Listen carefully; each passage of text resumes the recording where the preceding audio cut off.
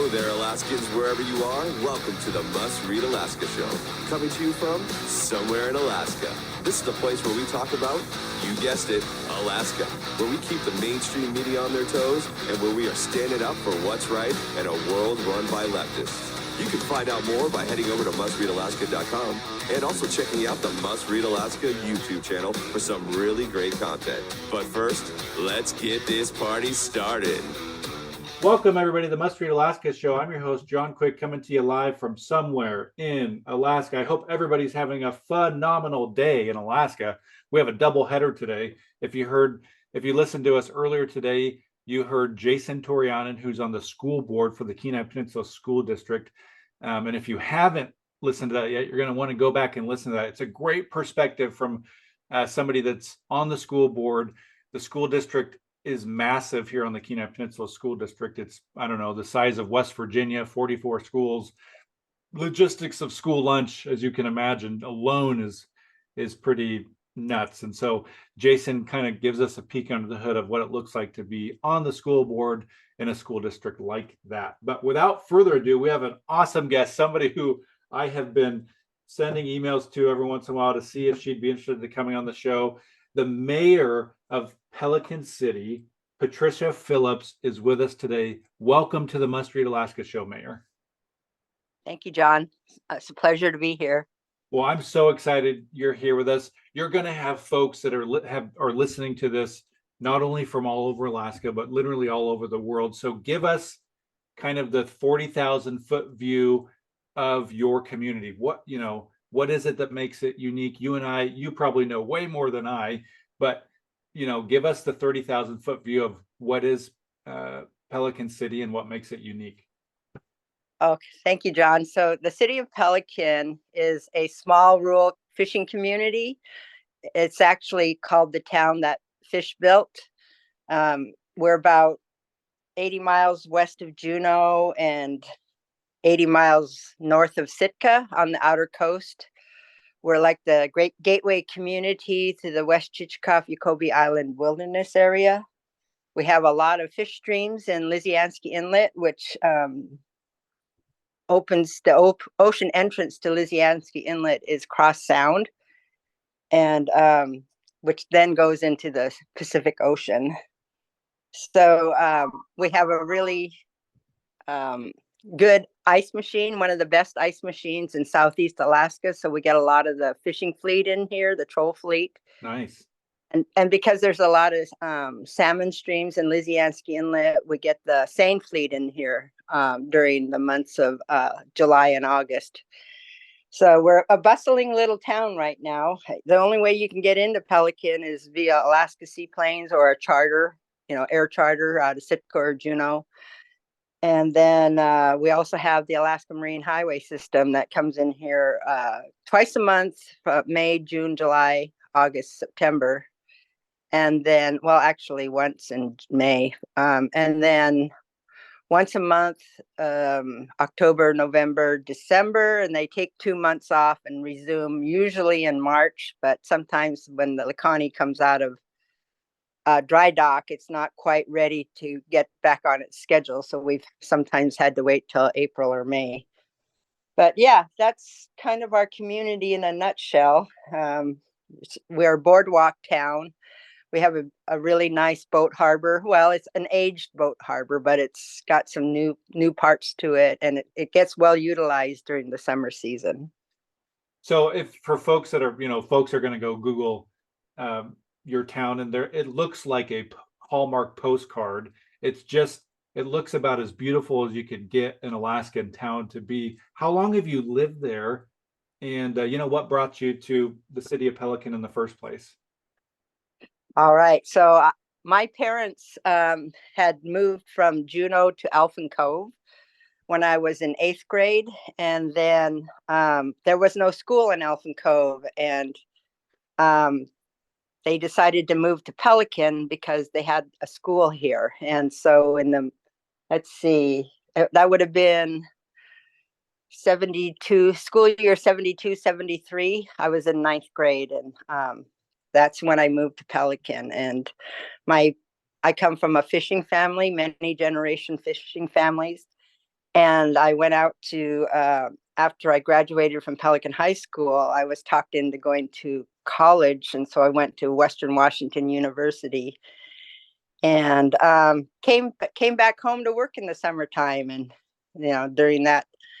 during about my junior year, my husband and I were, well, we were boyfriend and girlfriend at the time, but we decided that we would, we got married and we started having kids and been here pretty much ever since. We have a boat, the Pacific Dawn, and or before that was the Nancy K, but we'd have to take the boat somewhere else to work on to do some major work. So there was times we didn't spend the winter in Pelican, but those were very few and far between. I just love Pelican. I love this lifestyle out on the ocean coast, and I'm just so thankful to be able to live here year round and to see all the different temperatures and climates and then the quiet community during the winter months. But it's a lot of work, Yeah, I we bet get a it lot of is. snow, so we do a lot of snow shoveling. But that's enough about me. So thank you. So what do you guys have? My guess is yes, but do you guys have a school K through 12th public school in the city of Pelican? Yes, we're a city of Pelican is a first class city, and we have our own school district, Pelican City School District, and we have grades K through 12 when we have kindergarteners and when we have 12th graders. This year we have 14 students, so yes, we're really thankful to have our school. Sometimes we really struggle to, keep families here and with their kids in our school, so that it's such a vibrant part of our community. So, folks that are listening to this will also be used to getting in their car, going on a road to go to the doctor or to go to Costco or go to Fred Meyer. Talk to me a little bit about the ferry system, the Alaska Marine Highway, and what kind of a vital role that plays for a community like yours. Well, that's a really good question. And, about Pelican is, how vital is the marine highway system to our community? And it is critically vital. So during the once a month, people will, either fly into town and, get all their supplies or do their appointments. It's a for sure thing to know. If you go on the ferry, nothing's going to stop you generally, maybe a mechanical, but you can get in and on time for your appointments, or if you're going away and you want to come back. Sometimes the fog or the wind or the stormy weathers or the snow will keep planes from flying. So it's always good to have that reliable source of transportation from Juneau to Pelican. Like definitely, faxing in your orders to one of the, major grocery stores or to Costco. And then we have Jacoby Fisheries, who has now got the freight business going from Juneau to Pelican. Will go pick it up and then bring it out on the ferry. So you can count on your supplies getting here too. It's with these businesses that we have here, if they don't have their own boat, then they're relying on supplies coming in on the ferry. And to like our grocery store that we started this year, they're flying in before every ferry and stocking up and bringing it out, and then their shelves are restocked. So we need the marine highway system for our economy, for our medical needs, and just for getting in and out of Pelican. Yeah, much like folks on the road system rely on trucks to get them all the stuff that they need throughout their day, you all rely on the ferry system. How devastating would it be if there was no ferry system to a community like the city of Pelican? It would be a complete devastation. Yeah. I mean, we rely on it so much. I mean, it'd have to come in on Alaska seaplanes on the plane, and they can't handle that kind of freight.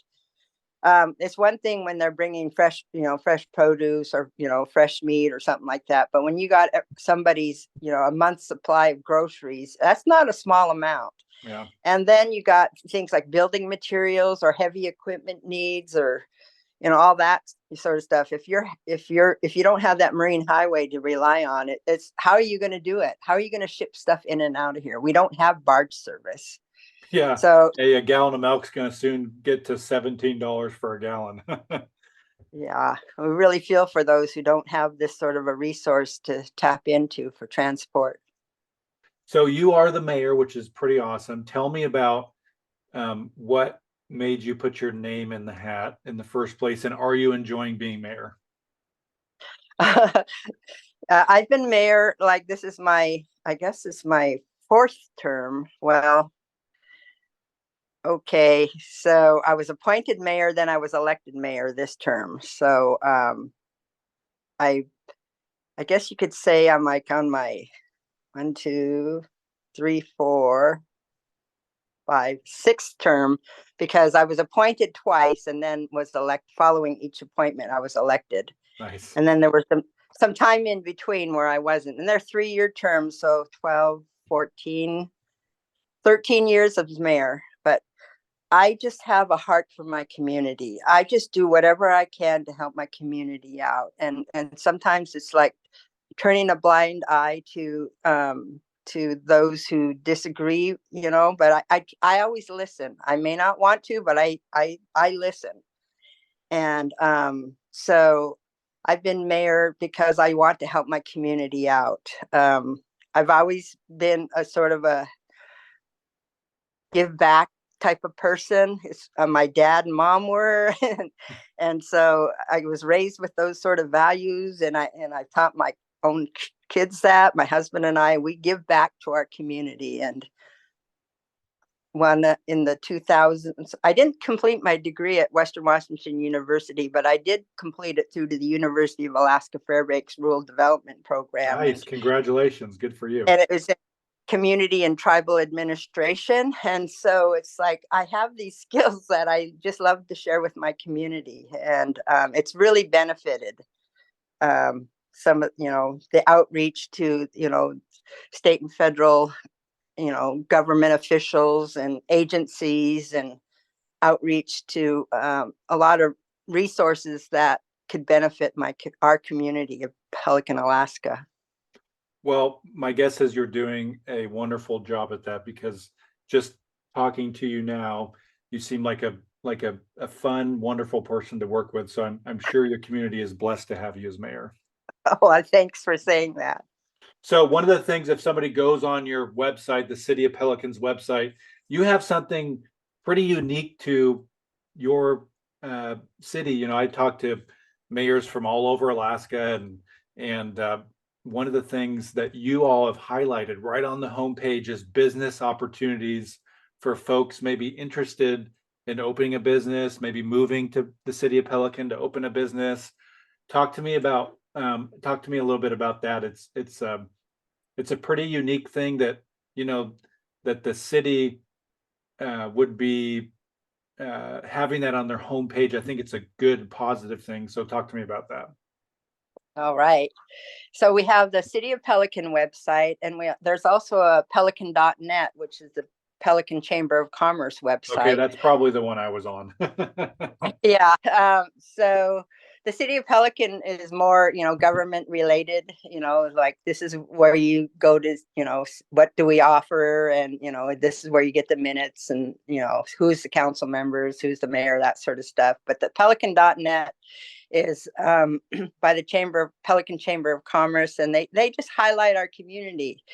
And there was a time when the Japanese that had owned Pelican Seafoods, and then they sold it, and it sold again, and it sold again, and it finally the plant went dormant, and our community was like at a standstill. And the ice machine wasn't going.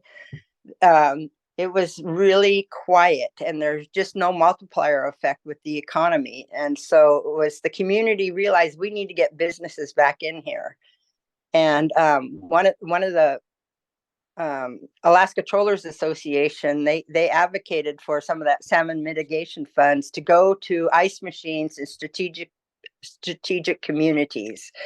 And Pelican is also known as closest to the fish, so we are one of those strategic communities that benefited from funding for a new ice machine at the Pelican dock. And we've got a saying here that says, got ice, Yes, we do.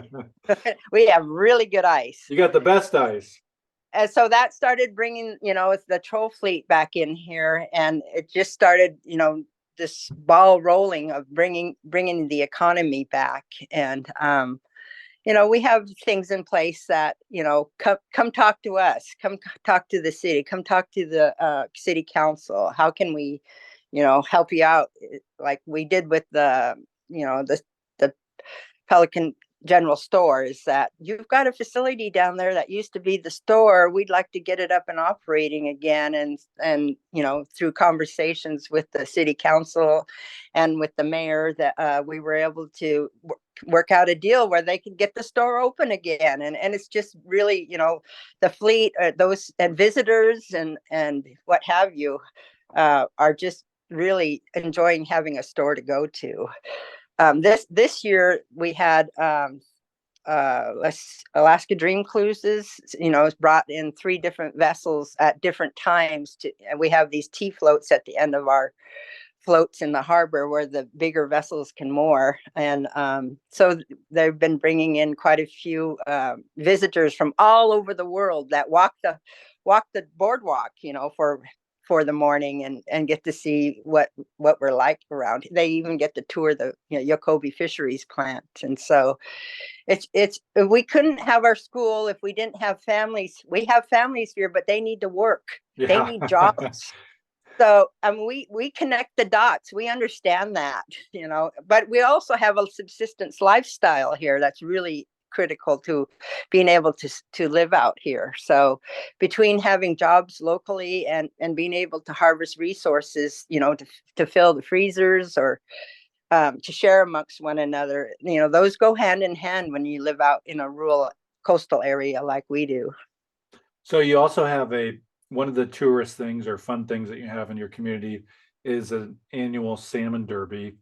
Tell me about that, and how somebody could get involved. Maybe next year is probably an upcoming one. All right. So generally in June, we have the Pelican Salmon Derby that the Pelican Chamber of Commerce sponsors. And so for 2 weekends, Friday, Saturday, Sundays, that there's the Derby. And so you just, there's this set area, and you can find these on the pelican.net website. It defines the boundaries, but it goes on the outside of West Yokobi. And so you can go out to Cape Cross and fish for king salmon if you want. But Lysianski Inlet's, you generally can get some salmon in the inlet and straits too. So, we get the locals joining in, and then people from other communities come and fish either one or both weekends. And it's just a fun event. I fish it every year, and I sometimes place in the Derby and sometimes don't. But my husband once won the Derby, and Nice. It's a fun thing to do when you're closest to the fish. It's good to have a competition that's, sort of validates, that's why we are closest to the fish. We have a salmon derby here, and we get salmon. So my last question to you is if you could sum it up, what is it about your community that you love? I love the beauty of this area that I live in, and the small town. We're here to help you if you need it. I mean, but we don't, sort of pry into other people's lives either. We can avoid that, we will. But if somebody has something going on, and they're a community will pull together to help them if they have to. I mean, without even a question. And I love that about our community. And then it's just when people come here and they see the beauty around them, it's like it's awe-inspiring, and I'm awe-inspired every day by it. I'm so thankful that I live a lifestyle that allows me to live here and have a livelihood here. So if you get a chance to come visit us, there's a ferry. It usually leaves Juneau in the morning and gets back to Juneau in the late evening. Or there's those Allen Marine tours. They sometimes have space available for Alaskans if all their berths aren't full. Or we have several lodges that have charter operations out of their lodges. And, if you are into that, or just come out and walk on the boardwalk, you'll see why someone like me would love to live here. But it's isolated at times. And since I've lived here for as long as I have, I'm adjusted to it. So others might not be so. So I do a lot of walking and I do a lot of boating, and it at times gets pretty busy in our harbor, but other times it's just so peaceful and just awe-inspiring is all I can say. Like you said, it's a blessing.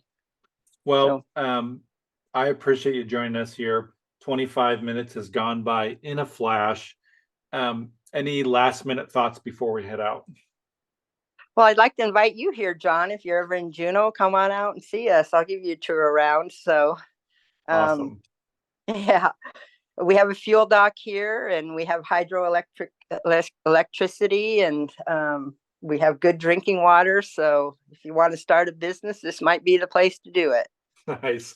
Well, Mayor, I appreciate you joining us here on the Must Read Alaska show. We'll put a link to the Chamber of Commerce for the city of Pelican in the podcast description, so folks can go check that out.